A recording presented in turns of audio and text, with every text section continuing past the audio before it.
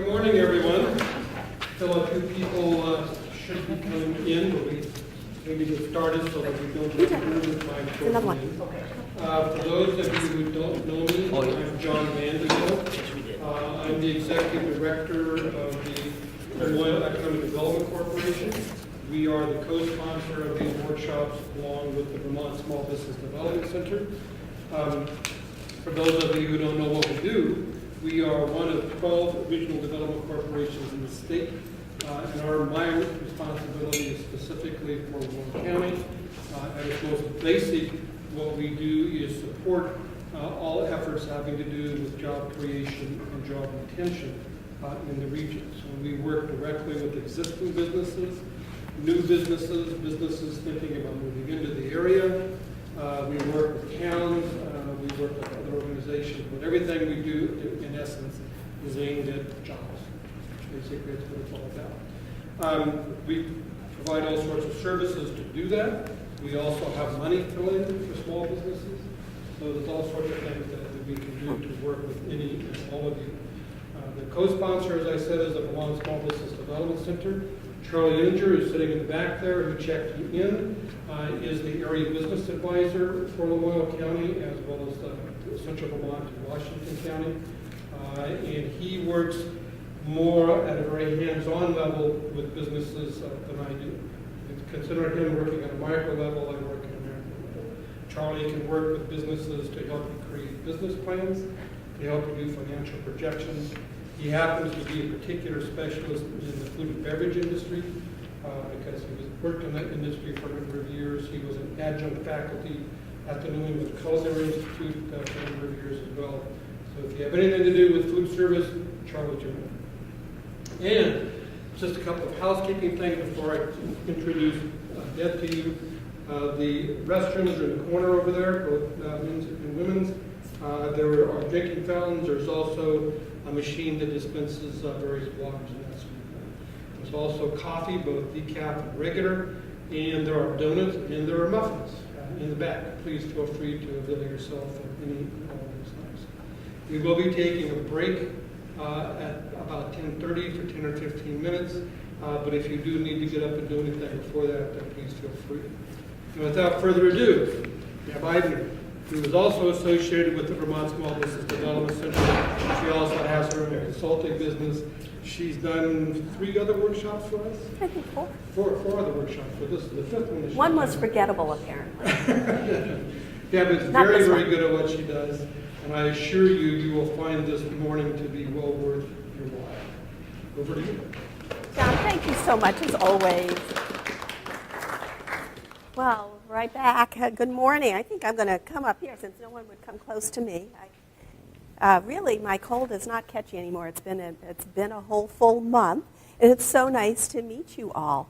So I'll just talk a little bit about me so you know what my background is besides SBDC, who I've been with them for 5 years.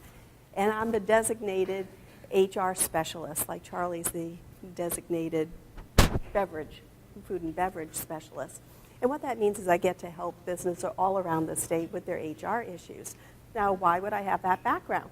Well, it's because I have about 20 years experience of starting and running, managing human resource departments. And that includes at larger organizations as not managing it, but be doing training and development and coaching at Dartmouth College, and then at some smaller manufacturing companies, startups. And then I ran a regional staffing service that had 10 locations. And when you're hiring temporary staff and people for regular hire with companies, I figured out really quick that I thought I knew a lot about human resources from previous work. But when you have to have a process that you are guaranteeing and you're going to give money back if the hire doesn't work, you better get good at it. So I actually started getting really into it and studied it and read everything I could and developed a good process where I more than beat the industry standards for success in placements. And I found that it was less stressful, the people were happier, and that's what I want to share with you. Kind of been there, done that approach to things, and I continue to study and enhance that knowledge, because it's changing all the time, isn't it? We have a lot more things going on, a lot of dynamics, and you got to get good at it because it's really expensive. We'll go over all these things with you, but first of all, I wanted to find out about you, your business, and of course in 10 seconds, right? So you, your business, and what drew you here today? In other words, what do you want to get out of this? I left my PowerPoint. I'm going to just get right with you, and I want to answer as many questions as I can for you, all right? So let me just start and give me a quick intro about you and what your goal is for today, please. May I start with you? You have a friendly, welcoming face, so we'll start right. Not that the rest of you don't. Okay. Hi, my name is Sharon Major. This is my husband, Rainey. We own Vermont Roof Cleaners. We take moss and mold off your roofs in an environmentally safe way, so it doesn't hurt your plants, doesn't hurt the animals that live in the area. We are really excited about this opportunity. We have been doing this for about 3 years and doing a lot of testing and getting all the information we can. And now we're looking to hire the right people for the right positions so we can get off the roof and start building the business. But yeah, we're really excited about this. Do you have any employees now? It's just the two of us right now, working to our 3rd year. It's not fun anymore. Yeah, it's hard to do it all, isn't it? Thank you. It is, because we really want to deal with the more of the advertising and building up the business. You want to run and the getting other business. people to You wanna do run it. it. Yeah, that's a great thing. Okay. How about if I just go back one? And good morning, Hi, I'm Eric Tomlinson. Aaron? I'm a student at Eric. Eric. I'm a student at JSC, business management. Currently interning for Nicole at Great Big Rapids, and I'm just here tagging along, and I'd like to just learn how to hire the right people for when I have my own business one day. Oh my gosh, what a brilliant idea, really. You know, I always say I learned it the hard way. I had to do it one step wrong at a time, right? So, great. All right. You'll be giving this in 10 years. Nicole, you want to tell us about My name is yourself? Nicole Gilbert. I'm the owner of Great Big Graphics. This is my second business. My first one, it was just me working for myself, and I did that for a few years and said, okay, I'm ready for the next step, and I purchased a ready-made business that had employees, and very quickly learned that's much harder. Made some really bad hiring choices early on. Took a few years to kind of learn from that, but I'm doing a little bit better now. I would just really like to perfect that moving forward as the business grows and I hire more. Has everybody kissed a few frogs? Right? Yeah, okay. Well, we got to find some prince and princesses now. Good morning. May I go back to you? Gail. Gail Longley, I'm the HR administrator for Butterman Mouse Farm, and we currently have 94 employees, and it's a job. We could talk, couldn't we? We could I've talk. dabbled in HR for years, but I've come up through the ranks, but, just starting to read this stuff, and the formula here for the cost of the turnover. It's motivating. Exactly. Mm-hmm. Good. Nice to meet you. And actually, I took this a couple years ago. I knew I But knew. I thought, now that I'm really into HR, that I could probably get more out of it today. Fabulous. Okay. And if people have, great tips that they've picked up and whatnot, please let's share and help each other today too. Good morning. I'm going to go back to you. Is it Kathy? So my name is Kathy Abear. I'm the co-owner of Autonomy Cleaning Company in Lindenville. It's been around for decades, but we're expanding and adding new people all the time. So this is great because I hate making mistakes, and so just looking forward to some great information to apply to this upcoming hiring. I'm excited. Thank you. Yeah. Kathy, and your name, I'm sorry. Monty. Monty. Good morning. Good morning. I have an IT consulting business in Waterbury, and I've been in business for 15 years, and we're 4 people now. Unfortunately, I lost the 4th. I'm in the process now of trying to find a replacement, and it's been difficult. Technical Yes. position. Yeah. And I need all the help I can get. So. Okay, we all do. Thank you. Good morning. Good morning. I'm Marcia Elliott, and we own Smokers Notch Distillery in Jeffersonville. And this is a family business. I worked for many years as an education administrator, so I hired many, many, many people. But owning a small business, we're hiring people all the time, and it's very different from the kind of hiring that I used to do. And I'm here to learn some new techniques. Okay. Hope we supply you with some of those. I'm going to sweep this way. May I I'm turn to Charles you? Sackford. I'm the Stowe Town Manager. We have about 60 employees. I hired Cindy, and she was a great hire, but I'm also not as fortunate, so I'm also looking to learn more about how to set ourselves up for success. Great. Because I believe it's one of the most, if not the most important thing we do is we bring through those doors. Absolutely. Yeah. Thank you. Yes, Cindy. Cindy Weber, I'm the director of the Stowe Free Library. I have 5 employees under me, and there are some that are starting to retire, and so I'm starting to rehire. And my second motivation to be here is I'm actually taking some training through American Library Association for a career development facilitator certificate. And so I kind of wanted to know what kind of resources were out here, so I was just interested in this corporation. Oh, wonderful. And I'll just mention, because as she gets my brain working today, I have lots and lots of resources, which is why I gave you my business card. So if I'm not going to be able to give it to everything to you right today, but if there's specific areas that come up for you, please do. Just email me. I've got tons of stuff, and I'm happy to share. Okay? Absolutely. Whitney, huh? My name's Whitney. I own an art gallery and picture printing shop in Monitor. It's called Axles. I bought it less than 2 years ago. It's an existing company that has been around for 30 years. I'm starting to recognize a need that I need help in order to grow my business, so I can make sure I'm hiring the right person to do the right skills and the right amount. That's going to get the right person here. Stay there. Okay. You cannot leave. All right. I hear this interview now. All right. Susan, or Suzanne. I'm Suzanne Gann. I am the Director of Accounting and HR at Pine William Seeds in Woken. Use them, love them. Good. Yeah. I am just getting back into HR after a 3-year stint as a business manager in a school district, so I'm needing the refresher. Everything's changed. Yeah. That's it. Yeah. So that's what I'm here for. And also to meet some people locally, because it would be nice to have some local contacts. Yeah, wonderful. Thank you. Nice to meet you. I'm going to finish up with this friendly face. Good morning. Good morning. I'm Valerie Veltor, and I'm not a business owner, but I work as the district director for the health department here in this district. There's 12 districts in the state. I have 11 staff in my office, and what motivated me here to come to this today, the timing was perfect, really.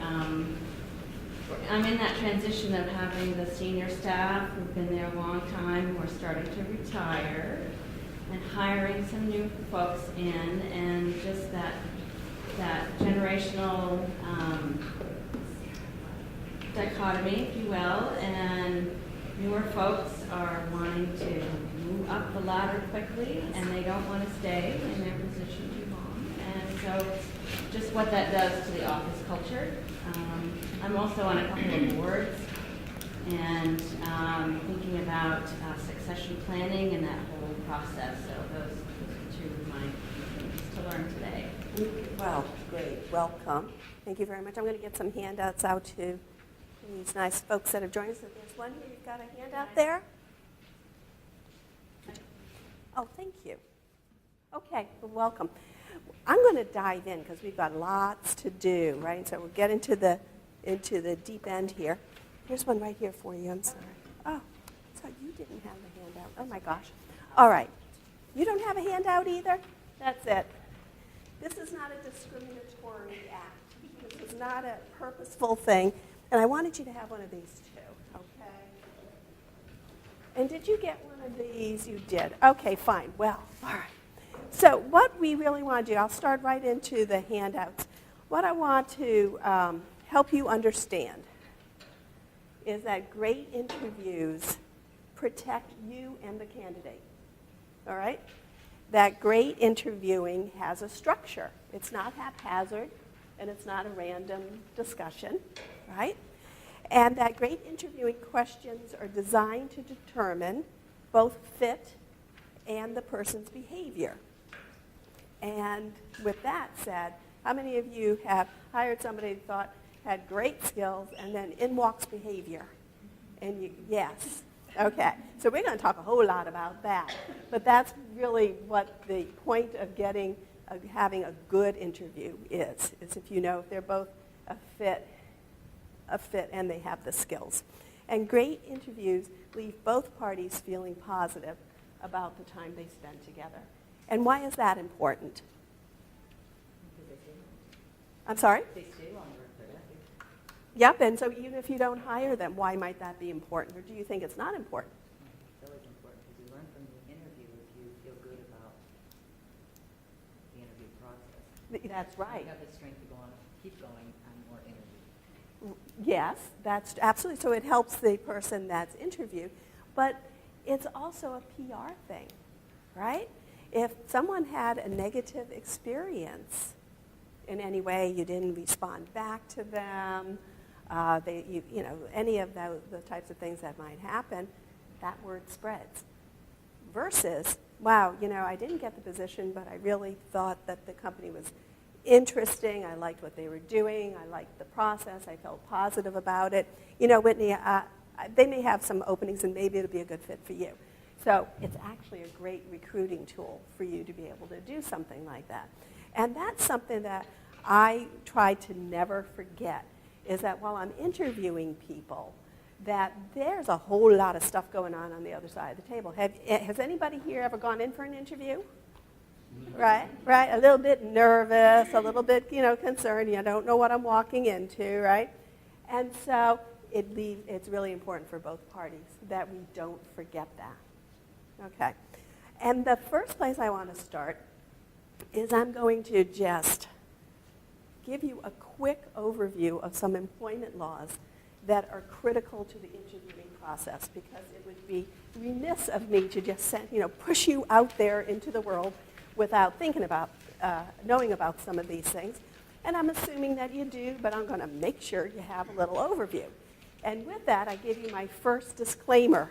I am not an attorney, and Vermont Small Business Development Center does not give legal or accounting advice, and so anything I say today should be taken as just information, and please check it out with an employment attorney if you have further questions. Fair enough? Okay, and then in that case, I'll go forward. All right, so the overview of employment law, like this normally opens up some doors here, but the discussion of employment at will. Now, in your company, do you have any policy manuals, written policy manuals? Anybody does? Okay, sure. So some of you don't yet. There's benefits to it and some challenges with it. Sorry, I'm really a little short of breath here.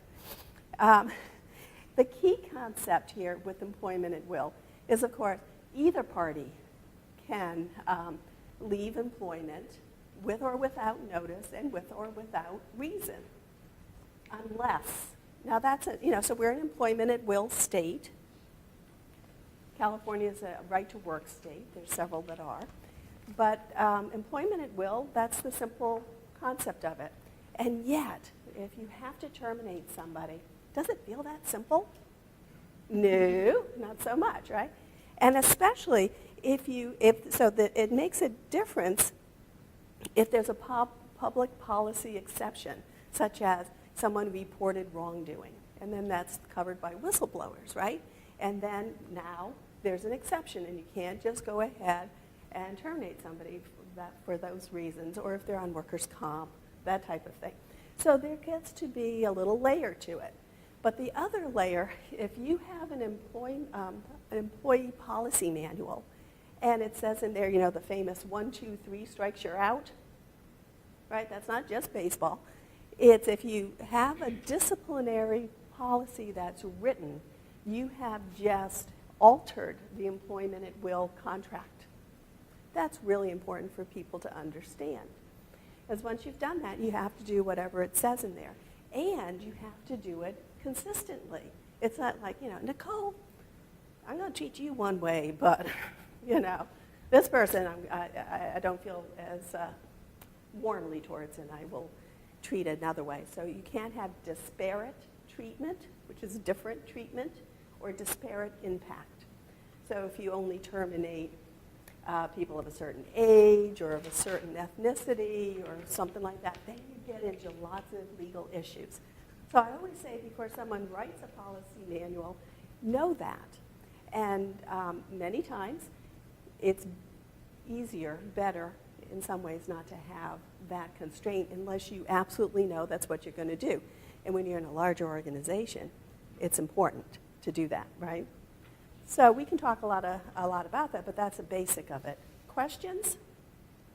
Okay, terrific.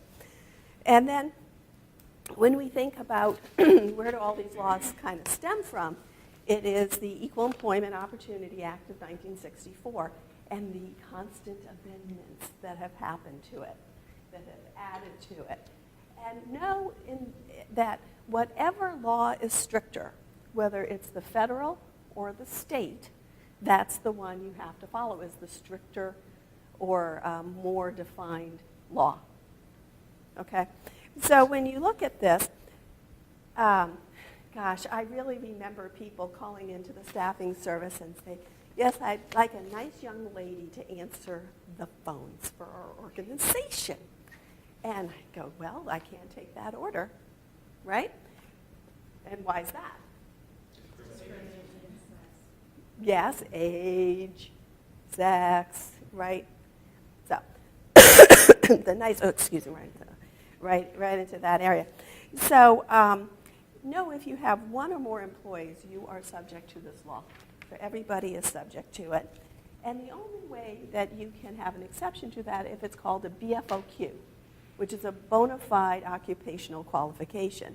And there's not that many of them, but let's say the TSA wants to have a woman screener to screen women. That's a BFOQ, right? It's okay for me to advertise for women screeners or a male screener. But all those lawsuits that came out, because of police officers or firefighters recruiting for and specifying preferences, and you can't do that. So just know that unless you have a BFOQ, that you must be very aware of those things. Now, how that gets to be challenging is you get their resume or their application, and in the interview process, they start telling you that they have, that they're a member of this, or they have children, and this is a challenge and whatnot. They're disclosing information that could be making you subject to a discriminatory charge. So that's why we really want to keep things structured and just let them, thank you. They can voluntarily disclose that, but you can't ask them. Knows there, right? Okay. So that's just a little basic of it. So you've got to know about that one. And then there's disability discrimination. Has anybody had to deal with any of those issues?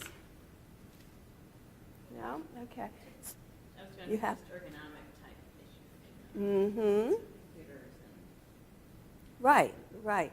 And so that, unless that's a great point. So the whole thing about disability discrimination is that if they can otherwise do the job and it's a reasonable thing for you to make it so that they can do it, you should, if they're the most qualified, right? So if they're equal to or the most qualified, that's where you would get scrutiny.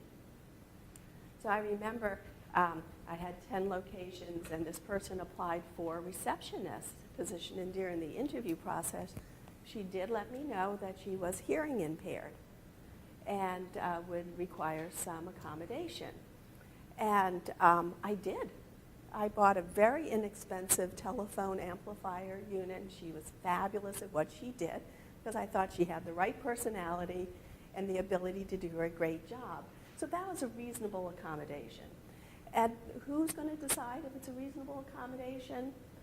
If it's too expensive, if it totally alters the way the work flows, you have to change too many people's jobs, that's where it starts to get into those questions that I would go to an attorney over. Yeah. So recently I interviewed someone whose first language is not English. And I was concerned how my customers may, I really like the men and so on and so forth, and that wasn't the reason why I didn't decide on him, but I was concerned about that. And, I definitely wanted to get a sense of his spoken ability, his written ability, because that is important for the job. Mm-hmm. But if he had a heavy accent, I was wondering if that may have been an issue if he's on the phone and so forth. So I was a little, I don't know if there's. Did you hire him or did you No, I decide did not not. to? No. Mm-hmm. Well, That is a that's, concern. yeah, if it's a skill or you're concerned about them being able to perform the duty, that's reasonable. Did you do a telephone interview with them and screen that way? Initially, Yeah. that was the initial, and then I came to the office for Mm-hmm. one-on-one. Mm-hmm. And you had somebody equally qualified for the position that you hired instead? No, I'm still looking. You're still looking? Anybody can sue anyone at any time for any reason with or without cause. All right. So really, in human resources, would you not agree that the best answer is, well, it depends? It depends. So, I don't see any big blaring sirens about that because your concern is that they're articulate and easy for your customers to do business with, right? So if you go on that and you hire based on that, I would move ahead with that. And, but what can I say? I don't know. But it's a good question, isn't it? It gave you cause for pause. Yeah. And it's true, we want to be fair to people, but we have to be faithful to our companies. Okay. So that's a big thing is just being aware of that as someone walks in. I also would have people, and this might apply to some place like the town or the library, came in for an interview and they needed an interpreter, sign language interpreter.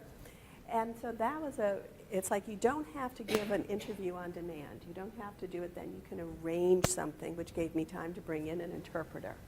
You see, when you're in the staffing industry, really what people do is they come to practice on you, right? And I always thought there was some state agency sending, well, you just go on over there and get practiced up. And so we had to respond to, I swear, everything. And I thought, well, surely there was no more surprises, but I was always fooled. There was always another one there. Yes? As far as disabilities, if you hire somebody from disability, are there either the tax breaks or grants or something? There can be, yeah. VABIR, V-A-B-I-R, Vermont, I don't know exactly what those, but take a look at that. Google that. Charlie would know what's available better than I or John would in this area. But absolutely there can be and there has been, but I don't know if they're ongoing. So many things are grant funded, right? And they kind of come and go. So. But it's a great question, and yes, there can be. And certainly great success stories from doing that. All right, so here's one that might, just I want to go over is the Fair Labor Standards Act, the wage and hour laws. I wanted to talk to you about this, particularly because we have to be very watchful. We may have an employee that's an hourly employee, and they're very diligent, and they want to stay and finish some work, and it's beyond their hours. Whether or not you gave permission, right, you would owe them wages for that. So if they take work home and they're working on it, it's wonderful. We want dedicated employees. We all want that type of thing. But just so you know, that legally that there is a liability there and you do need to compensate them for it. So without undermining their motivation, say, gosh, Sarah, I really appreciate and da-da-da. However, just so you know that I am required to pay for your work, whether or not it's pre-authorized and that type of thing. So please speak to me about that first. Because I don't want to demotivate somebody for doing that. But I remember somebody would be coming into the office the next day and telling me, I did this, that, and the other thing last night. And I'm going, cha-ching. And I'm like, thank you so much. Don't do that. So just make sure that we're not confusing diligence with duty to pay. And I have seen that come back and bite people, all right? Especially if you part in less than loving ways, then it doesn't work real well. So, all right, and there's your wage information. You know the difference between exempt and non-exempt employees? It's wonderfully confusing. And it matters in the computer industry in a little bit a different way. But an exempt employee means you don't get overtime. So you get to work just as many hours as you'd like, okay? And that's, well, you can be salaried hourly or salary exempt. Okay, non-exempt. So salary is just, here's a set amount that we pay. But yes, typically that's the way we think about it. But an exempt person is, you can't just make people exempt. Oh, well, I'll just solve this thing about people working at home and whatnot. You're now exempt. And it's like, no. So there's very specific criteria for exempt and non-exempt. And I'd encourage you to go to the Vermont Department of Labor website and take a look at what those criteria are. But generally, you have to be in a very autonomous position or supervising people. And then the hourly workers, you would pay overtime for over 40, not including vacation time and holiday pays and that type of thing. So there's lots of little issues in there that I just wanted you to be aware of. Questions about that one? Okay, good, I'll move right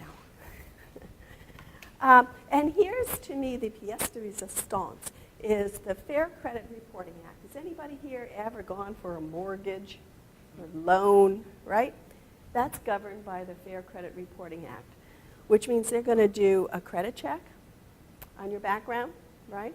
They're going to do a background check sometimes for these types of things, right? And reference checking falls in this law. Did you know that one? Okay. So it falls into this category, which is why you cannot just on your own, without a person's permission, start checking references. Right? And I know none of you have ever done that. So they have to give permission, just like when you signed for that mortgage or the loan, you signed off saying, yes, I give you permission to do a background check on me, okay? And do all of you have a written release form like that? If not, sure you do, professional grade. You're saying you have to have that written check of reference? Yes. So if you have a job application, make sure it's up to date. Make sure it has that everything here, I swear is the truth and the whole truth, right? And then I'm giving you permission to check references. And know that you have to do that very... Is that right there on the resume to begin with? Mhm. Did they volunteer That information you don't have to write at that point. Oh, no, I'd still use a release that I'm now going to do that. I wouldn't check references on everybody. I'd wait until I'm at a decision stage, right? It's normally a pre-offer type of a thing. And here's something that was really precarious. This happens all the time, and we live in small towns and whatnot, right? And it's like, Suzanne, did you know that Nicole's applied for a job? You know, and I know you're not on her reference list, but you know her, don't you? You know, didn't you go to school with her? What do you think? Right? Oh, really not okay. Is it done? Yeah. Right, so on the Dartmouth campus, that used to be, well, I'll just call in and find out the real scoop about this person, right? Yeah. I just want you to know, do that at your own risk. right? Because that could possibly come back to bite you.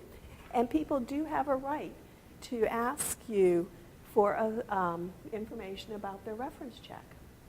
Okay? That doesn't mean you tell them everything, well, Whitney said, da-da-da-da-da. But you have to give them an overview of what the reference, what you did. I contacted Whitney at this company. I contacted Suzanne at this company. And just an overview.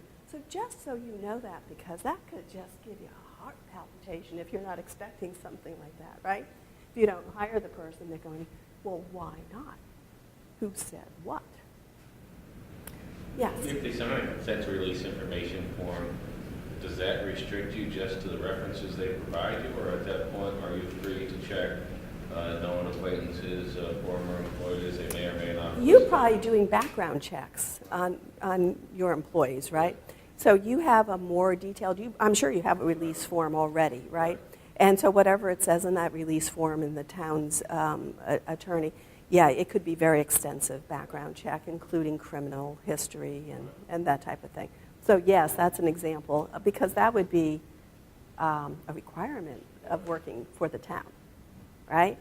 But not so much for everybody. So I can't do that on, I'm just going to do that on her. So again, it has to be consistent. I would only check references that they gave me permission to check references on. Okay, and then if I wanted to check somebody else's, I would just ask them, may I also contact? And you don't want references from, come on, who's going to give you a reference of someone that's going to say, oh, they sucked? Who would give a reference name that somebody's going to say, they sucked? Bad news, right? I've had it happen.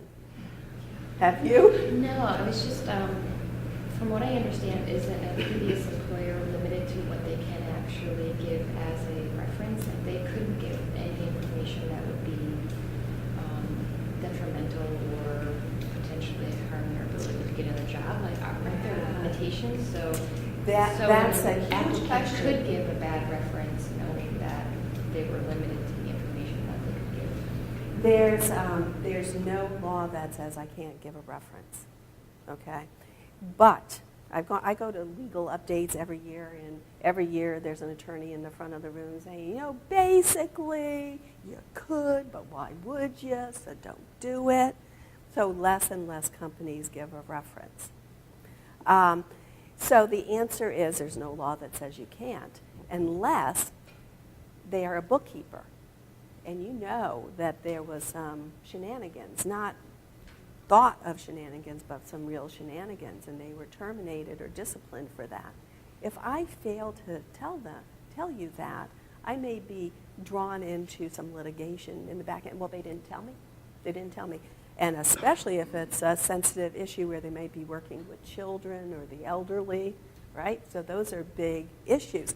So in that case, you need to disclose. And in that case, I would check with the labor attorney, how do I say this?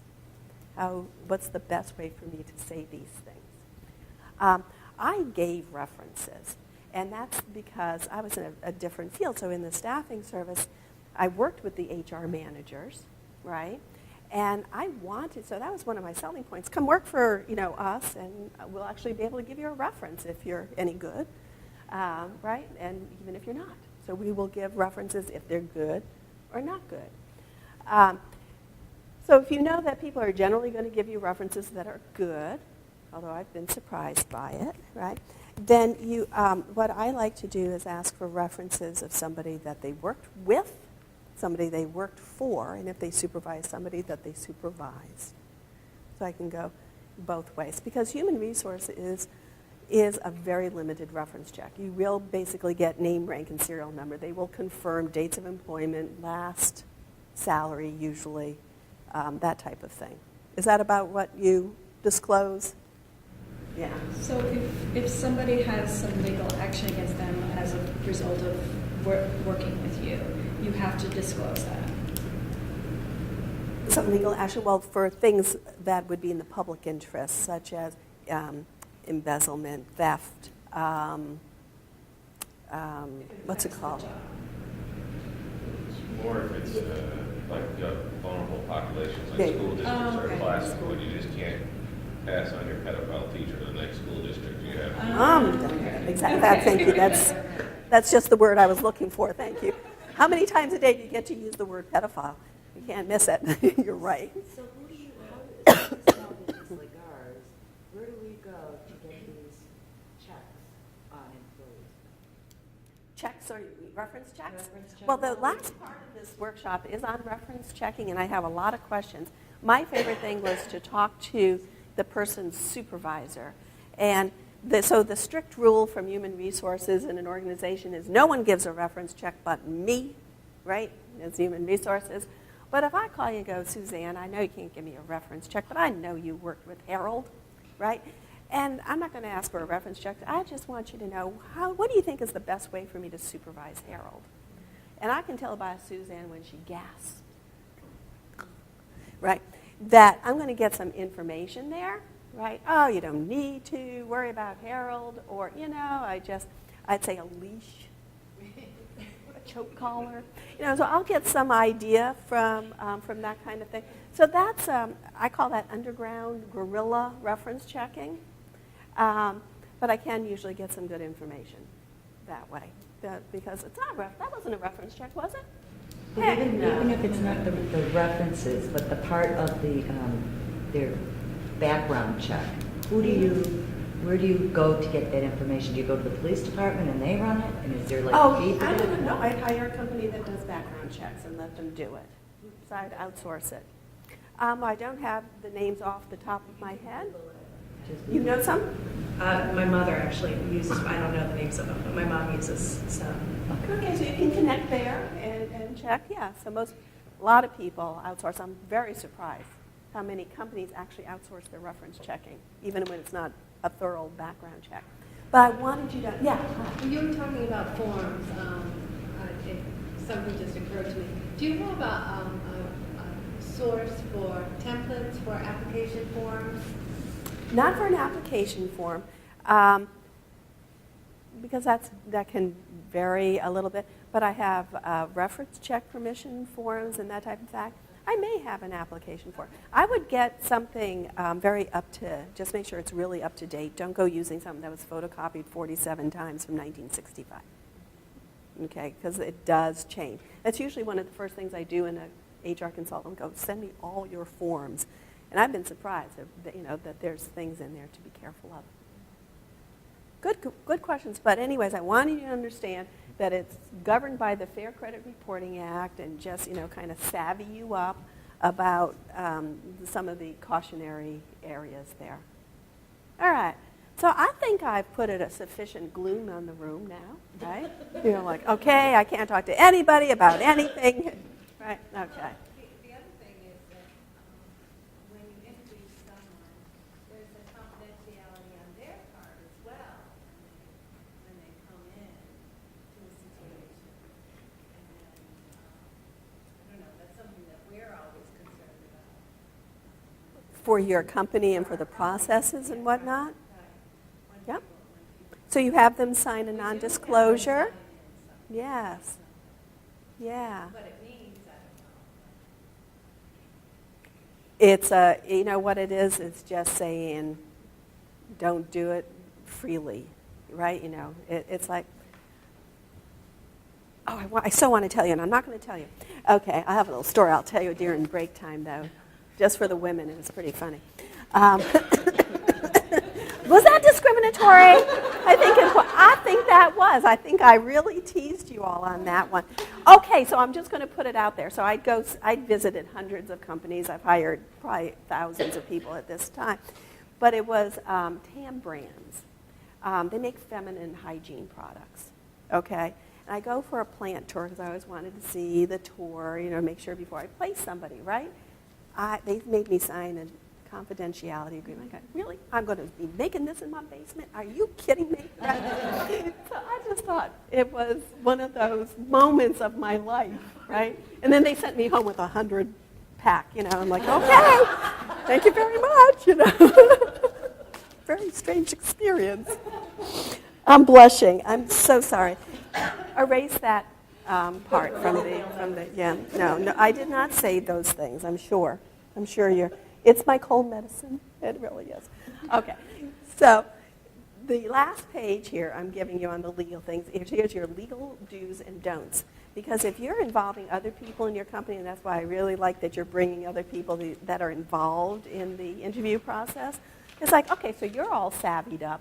Make sure you sit down and make sure that they're savvy on these things as well. So here's the legal do's and don'ts. And I think this is a great little page to give people and make sure that they don't ask any of these questions. I'm not going to belabor this and go through it with you. But just know, I think some of them, you can't ask, have you ever had any previous workplace injuries? But if they have to lift 50 pounds, I can ask them, are you able to lift 50 pounds repeatedly? So I can ask them that. So you have to just know that. Can't say, I can ask if they can get to work on time, but I can't ask if they have a reliable car because they may have another way of getting to work, right? Unless they actually have to drive a car for their work. So you get the idea about it. And so there's some questions there. So there's my legal overview. You were gentle on me. Thank you very much. I usually have things flying at me by now. All right. What questions do you have in this section before I move on?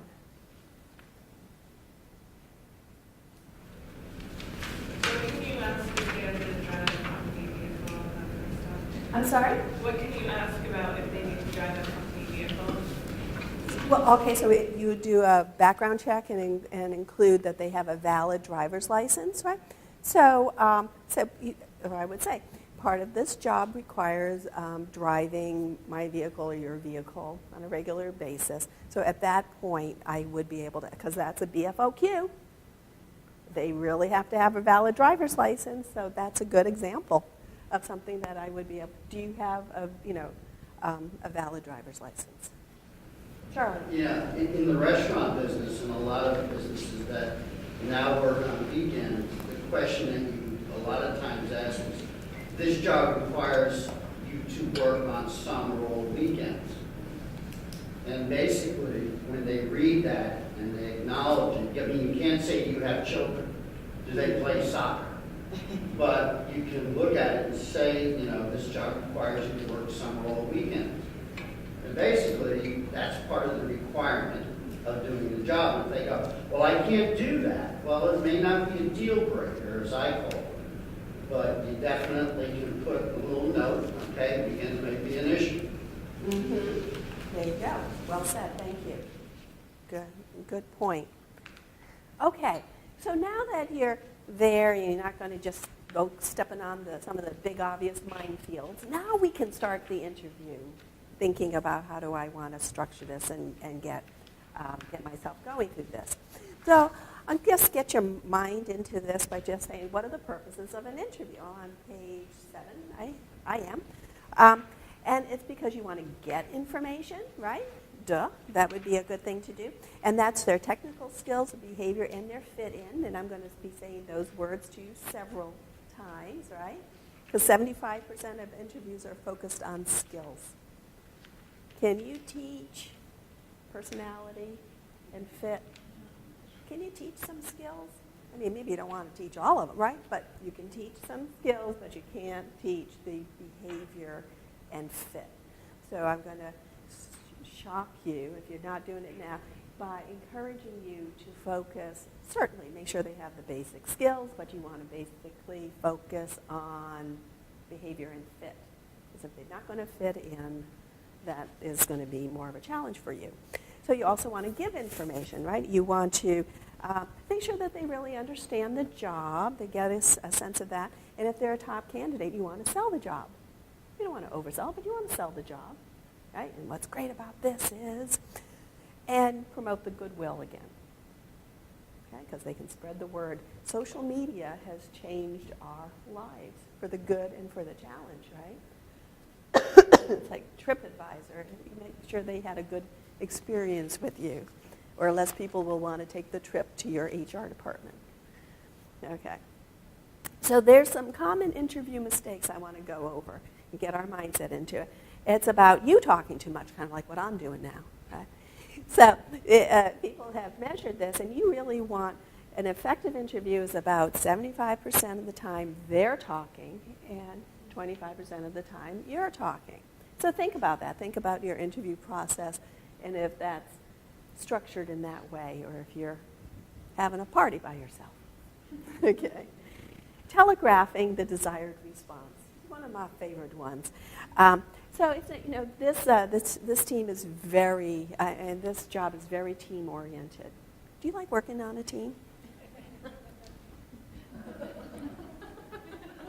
Okay, actually not so much. Yeah, right. Yeah, so that would be telegraphing a response. So think of, how are you presenting that information? Jumping to conclusions. I'll give you a great example of this. I was hiring for a salesperson. And I was really excited because I got somebody with experience in the industry, which doesn't happen a lot up around here, right? So I was very excited. And I'm interviewing this person. And I go, why did you want to leave? And they said, well, I was just on the road too much. Had me going everywhere. Right now, and so my heart sinks because I'm thinking, oh, this is a screen out. Because guess what I was going to do? I'm going to have them on the road all the time, right? So I asked a deeper question after I wiped away the tears. And I go, okay, tell me more about that. And it wound up that on the second inquiry that it was a disorganized approach.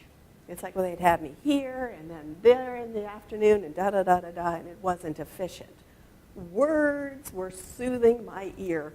Oh, efficiency, this is fabulous because I pay mileage, this is a good thing, right? And I wound up, of course, thinking, this is good, great hire, wonderful success story. So just think about when you hear something, just go a little bit deeper in that. So don't jump to conclusions. And make sure you know your job requirements. How many of you, please by a show of hands, have job descriptions that are current and ADA compliant? Okay. Well, this half of the room, not so much? That is, okay. Well, I've got information. I have a job description workshop. Are we doing that one in the fall? Okay, so we don't answer a question until then. Okay. But it's, right, so those questions like that you will be lifting 50 pounds repeatedly, that you have to stand, you have to squat, you have to, those types of things. So that when somebody looks at that job description, you can say, is there any reason you cannot perform these duties with or without accommodation? And you've asked all those, how do I ask? How do I probe? It's right there in the job description. So when you show them a job description, they can screen themselves in or out or disclose, I have a hearing impairment. Yes, I can do that, but I have a hearing impairment. Or whatever it is, right? So that's an ADA compliant job description, and it will be the basis of all these functions. So if you don't have one, you want to work on that. And I'm pretty into job descriptions. Yes. Just on the jumping to conclusions where you're digging a little deeper, I'm always concerned about wanting to be as equitable as possible in my interviews, so that I'm obviously asking the same questions to everyone. But if I'm digging a little deeper, do you have any concern about? Nope, that's a second level probe as long as you don't get into those sticky questions, right? Yeah. I like to ask this. Really, tell me more about that. I didn't have to make up anything very complicated, so when she's saying, big territory all over the place, and I'm like, tell me more about that. What about that was challenging, or did you like, or that type of thing. So you just ask nice open-ended question and let them fill you with info. Good questions. Great. Using an organized approach, it really, really matters. Otherwise, then you're comparing apples to oranges if you didn't get all the information you needed out of that. And the biases. Let's just talk a second about biases. There's, I always remember the owner of the staffing service told me about one of his greatest hiring boo-boos. He hired somebody that really reminded him of his daughter. She reminds me of my daughter. Okay, not a successful hire. That's the end of the story. There's a couple of years in between. So the first impression bias, whoa, okay, and that includes their resume. 85% of resumes are prepared by somebody else. All right, so yeah. So just know that wow, that first impression is either super good or not so much, and you probably want to just try to probe a little bit further if you think there's some good background, is what I'll say on that. The halo era, they're really good in the customer service role, so I'm sure they'll be a wonderful manager. Okay? Right? Okay. It sounds silly when I say it, but you got to tell me you probably kind of did this before I did. Pressure to fill bias. Well, they're the best that applied. So not filling too soon. Has this ever happened to anybody? You fill it, and it's like, well, the applicant pool was a little on the light side. Right? Okay. So you fill it, and how did that work for you? Not so much? Not so much? Is anybody here saying, wow, no, I just jumped in. I had the first person in the door. I used to get the response, well, they were a warm body. I'm like, wow, In that case, really go to a temporary staffing service and get somebody in there while you can at least have them audition for you. We'll go into that turnover cost. It's expensive to do it, and it's pretty exhausting and demoralizing. So just be careful about that. So that's it's the best I got out of these, All right, so you'll never do these things again. Fair enough? Wonderful. Okay. Well, my job's done then, that you're doing that. All right. So I'm going to move into a competency analysis. Now, if you have a job description, you do this. If you don't have a job description, you do this. So what a coincidence, you can all do this. The competency analysis is before you hire and even advertise for this, you really want to know what is it that I need this person to do. Now sometimes somebody's left and we just go to refill that position, but you don't take the time to really, what does this organization really need? So many times these jobs get morphed over the years because Suzanne was really good at this, so she's really doing this, and now I'm going to try to refill that position, and can't find somebody to really do that. But if you take a time to look at, well, what does this position really need to do? Okay, that's your competencies. And it gives you the opportunity to create some career pathing. So Suzanne's moved on. I'm going to look at the job, and here's some skills. These are a little lower level skills. I could hire for that because that would be a less expensive hire. And these other skills I could give as promotional opportunities to other people. So work that through your brain and have that chance to review that. You've got to know, if you're not doing the job every day yourself, right, then you may not really, really, really know what that position needs to do. So as human resources, I always thought this is the hardest thing. I'm going to hire for something that I didn't do myself.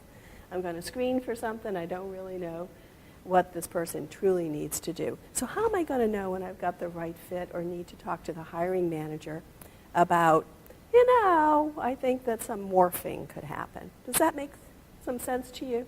So you're going to do a competency analysis. You create a job description from it. If you have a job description, you do competency analysis, also called a job analysis, but that's the fancy terms, right? And so when you have that, now you can update your job description. How many of you have job descriptions and you know they're in a file cabinet somewhere? You know they're somewhere. You're not confessing. Okay. Give it up. So a job description is a real living document, and it goes from beginning to end of employment. So if I have a good job description, it helps me in the recruiting phase. I know what to advertise for. It helps me in the interview phase, because I'm saying, hey, take a look at this. Can you do this job? Tell me about it. And then what about updating job descriptions? All the time. Okay. Every performance review. Okay, so we can change them and obviously talk about it with everybody. Never. No, of course. Yeah, then you want to. That's exactly the thing to do. Yeah. It's just like your business plan. You write it, and then you actually work it and improve it and develop it versus, I know I got it, and it's in a file cabinet. So that's exactly the question to ask. That's what you want to do. So you want to do it at review time. You've been here 90 days. Which things are you doing? Which things aren't you doing? You've been here a year. You've been here 10 years. Let's review what you're doing and not doing. And so that way you always have an up-to-date job description. And it neutralizes conversations. So when we get into having difficult conversations with employees, if part of things, right, it's very neutralizing if you say, see, it says right here that you got to do this. You got to leap tall buildings in a single bound, right? And you're tripping. You ain't doing it. Let's talk about this. What needs to happen for you to be able to leap tall buildings in a single bound? It's neutral versus Suzanne. What's up? I really hate to tell you, but you're not meeting expectations. Something nice and vague like that, which will have everyone lose sleep for days. Okay? So no fuzzy words in job descriptions. I'm going to do the job description workshop right now. I'm sorry, John. Gotcha. So, right, truly, do you see how that can be a really effective tool? A lot of HR people feel, and I do, that it is like the master document. It will serve you well if it's updated and whatnot, serve you well in promotions, and I can post, here's a career path kind of thing. All right. Yes? So that document would just, when I'm putting out a job ad, that would be a subset, basically, of the goals and performance. It's like the manager, Yeah, the job purpose, that's how I like to do a job description. It's the purpose of the job, that kind of first glossy, lovely, is to make everybody happy and nice and buy lots of things from us. That's kind of the stuff I would draw from for the job ad. It should be in there, right? And then when they're coming into the interview process, I would share the the job description with them, but not that it says, team player, so what do you think? So I don't give it to them right off, right? I'm going to give that to them after I've had my deep discussion. And then we'll say, look, I caught you a few times, So, there are some places that will have you come in for a second interview. Mm-hmm. When you're going through the interview and you're trying to determine certain information, whether we can do the job and your ability. For instance, in our position, they have to have a certain physical stamina. Mm-hmm. Yes. What about the second interview being where they work with you for a while, see how they fit? Oh, I love it. That's the simulation. I used to do it. Absolutely. Do you have to pay the minimum wage, do you have to pay all the workman's comp and unemployment and all the taxes for a one-paid second interview?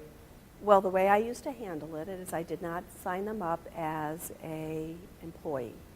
I did it as casual labor, up to $600. It makes it easy. But I'd like you to, double check that thing. So I did it as casual labor. I paid them well for it. Paid them like $100 for the day, or whatever would be an appropriate amount, plus a little, because they're going to have to pay taxes. All of the paperwork that goes with the new hire? No. Not if you do that. If it's over 600, it gets to be a 1099. Yeah. So I would run that by how that works. My headquarters was in New Hampshire, and it was absolutely legally compliant for me to be able to do it that way. And I'll tell you, I was hiring a manager, and the first day he was great. The second day he actually showed up a half an hour late, and so I did a multiple day screen for a manager level. I did not like a lot of turnover. Didn't look well. If I couldn't hire for myself, why would somebody want to hire me to help them out? That was not good. I think those are all great ways of doing it. So if I needed to maneuver things, I might ask a staffing service to hire them and put them into my office for a couple of days. John, what do you think? Be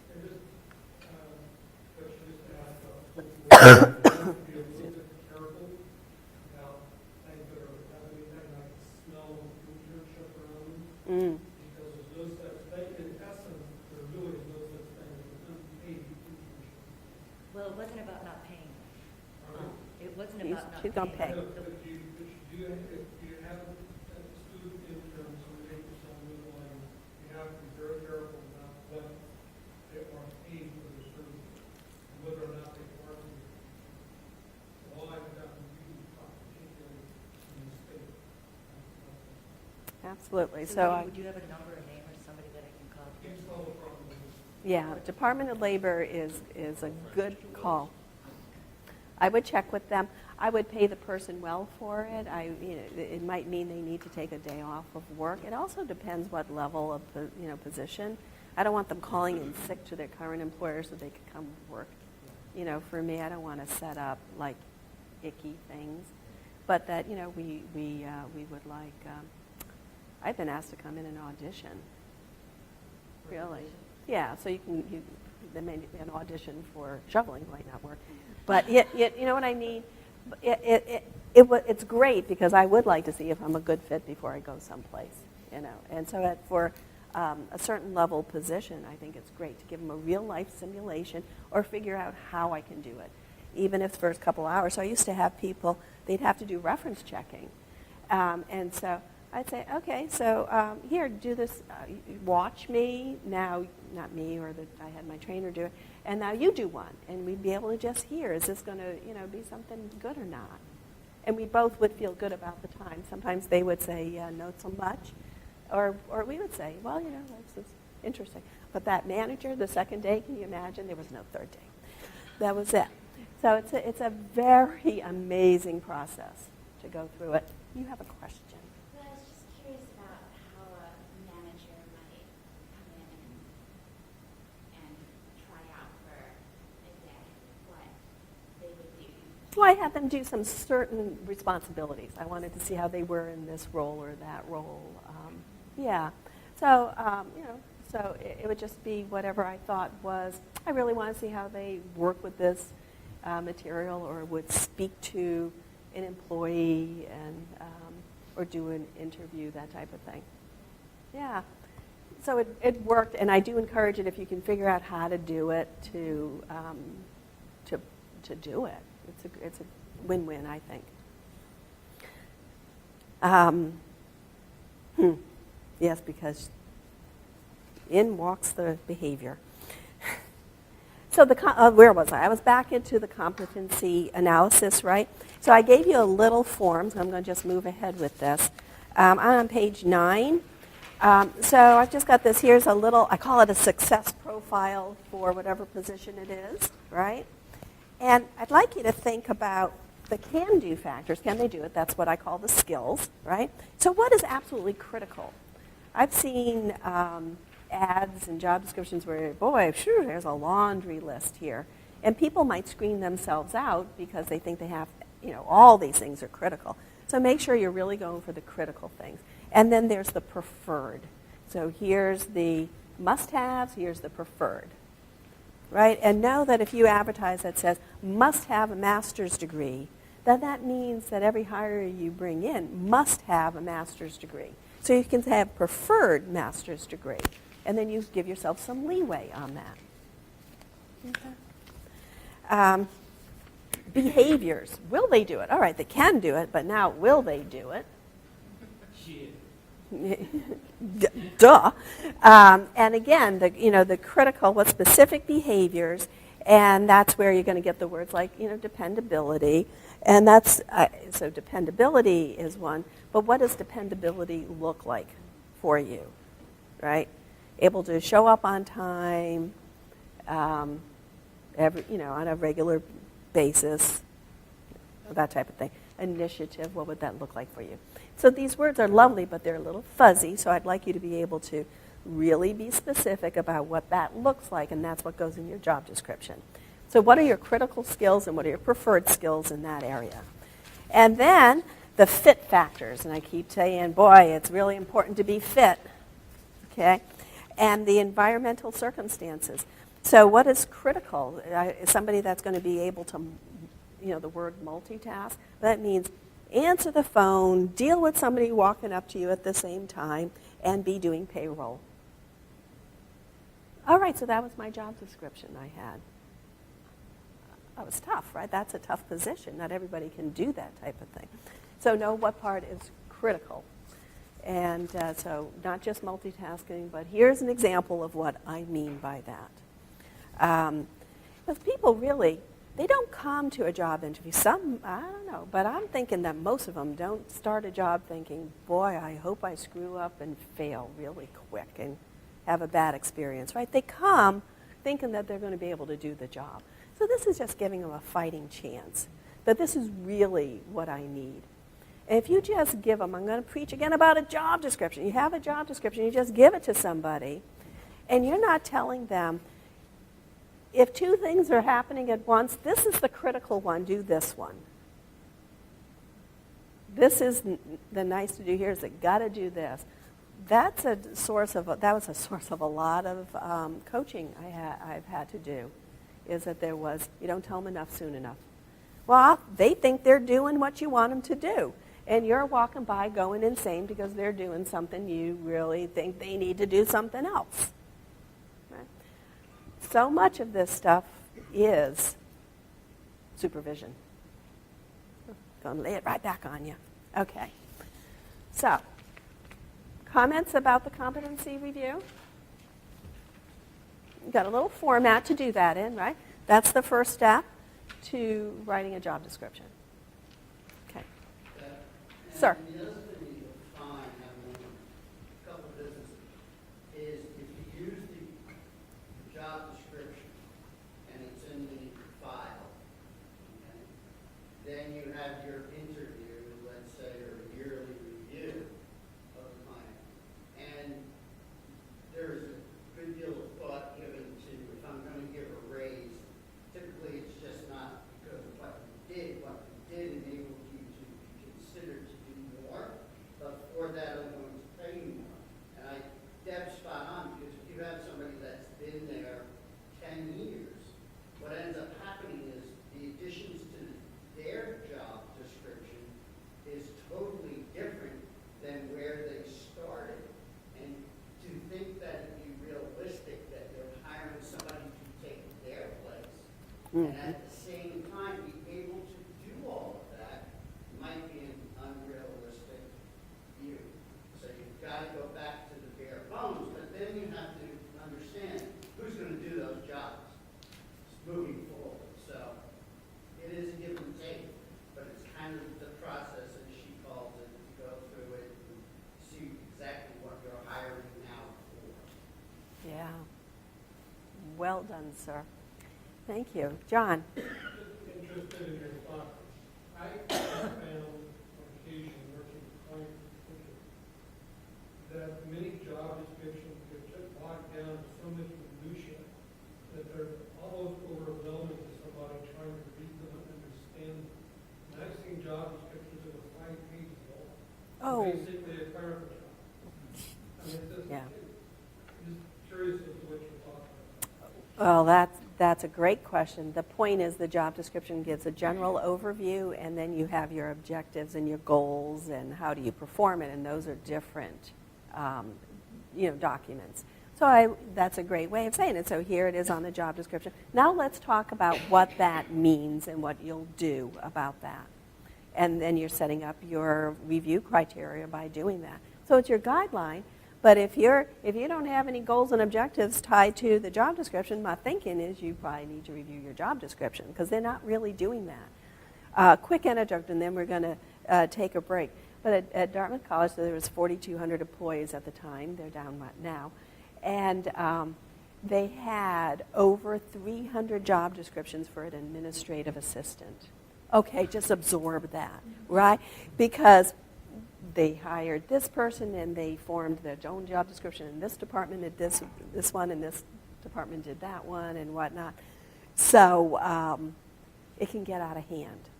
So you don't want to do that. So that was one of the nice projects, was to get a hold of that. And then there was admin 1, 2, 3, 4, and here it is. And if you're going to hire somebody, work off of this. And if it's not in that, then that's really not the job. You know. So yeah, it can get way out of hand. It was pretty funny. Whitney. I have a question that I feel like I'm struggling with, and it might not be for this class, but it seems like you're the right person to ask. Will ask me. Okay. And it might be more towards the job description, but I have a part-time employee. I'm only looking for a part-time employee, but I'm looking for more hours out of this part-time employee. But they seem to equate the more hours they work, the more they should be paid an hourly rate. And I'm trying to figure out, how do I develop a promotion schedule or plan based on increased skills? Maybe that's increased time. I don't think there really is, but I'm trying to figure out how to create kind of that promotional opportunity or that sliding scale of. I think you've said it really well, is that no, just because they're working more hours doesn't mean more pay, okay? I mean, they would get more pay, not a higher scale of pay. And then you were saying, you know, trying to think about how can I give more responsibilities and whatnot. So it sounds like this person, you just need them to do more of what they're doing, but you do want to be thinking about what other skills can I add to that, so that that would be a career path, you know, and it's like, and now that you're working more hours, we're also going to train you to do this or have you do that. And when you're there, there would be compensation. Right, and the question of training is, I'm finding it hard when someone's working 9 hours in a week. I'm finding a hard time carving out time of those 9 hours for training, because I need those 9 hours to be producing a product or. So what do you think you need to do? I feel like I need to ask for more time from that role to have a set terms, to have a reserved amount of time for training, to set them up for success, but at the same time, they need a commitment of working more. That sounds like a plan to me. Yeah, it's like, yeah, I'm good. There's going to be, here's the training. We're going to be providing you training, and then there will be additional hours if you're meeting these criteria. And here's additional skills, and then at the end of 30 days, we'll review and see how you're doing. So I think that's exactly it, 9 hours doing this, and now I also would like 2 hours to train you, or however much you think it needs, or 1 day just dedicated to that. Either get it all done at once, that type of thing. I think it's good. Is it fair to leave it up to the employee to make a decision whether they want to commit to working those extra hours to gain more skills in order to gain a better wage? Or should it be a requirement? It's a job requirement. You know, this is what the company needs. And, you know, boy, isn't it hard when you got this a small company, you get really close and connected with your employees, and you start thinking it's personal. Bless your heart. It's not personal, it's business. You have to say that to yourself. It's going to be hard to convince yourself of that, but go have a nice talk to yourself in a mirror and say it's about the business. And frame it that the business needs, now the business has grown and it now needs somebody that's going to work 15 hours a week. I certainly am very interested in you doing that. Let's talk about your interest in being able to do that. So the business needs it. And if she can't do it, now you have decisions to make for the business, that you either hire somebody else that's going to work the additional hours, or you need to hire somebody that's going to do those hours, and there's no longer a position for this person. And that's a business decision.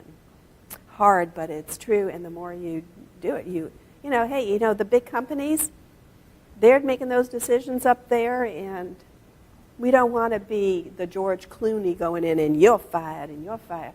But just think about it, it's a business decision. You know that movie where he went in and he fired and ruined people's lives? Yeah, okay, don't. So these training hours or compensation is the same as regular work hours? Well, you know, I would, unless you had a very formal process. Okay. Yeah, you're just putting it under, in corporate, it would be so many hours for training or so many hours. That's your financial sheet decision. But yeah, you're training the person, they're there. Right. And anytime somebody shows up for work, you have to pay a minimum of 2 hours if they show up for work. So, hey, no work for you today. You pay them, It's down from 4. Oh, is it 4? No, it used to be years ago, like if you brought somebody on. Okay, well then I'd like you to double check that too. Don't trust me. Well, that was 20 years ago. Okay, but I would double check that. Do you know, Charlie, what it's 4 in Vermont? It is. Oh, Vermont's just so nice to people. Really? If they just, Yeah, okay. so for instance, the restaurant business, they were notorious for putting 10 servers on. Yeah, I They don't come need do you. all the prep, et cetera, they only come down and go, yeah, we only got 20 on the books, so why doesn't X amount go home? They were there for an hour and a half, now you had, supposedly, you had to pay them. And you have to pay them if you send them, and if you are in an industry where you can pay quote-unquote below minimum, because tips are some other type of income that's going to make them to minimum, you have to pay them 4 hours minimum wage. Excellent, excellent. Thank you for that information. Again, my corporate headquarters was New Hampshire, and New Hampshire is just not as nice. I had branches in Vermont, but I had payroll people. You see how I was just all above it all. So I don't know. So that's why you're going to check out the information. So I want to give you a break. I know, I'm just in the ozone. So take a break. What do you think, 10 minutes? 12 minutes. I'm going to give you 12 minutes. So 20 of 11. I'm going to start. I hope you'll be here.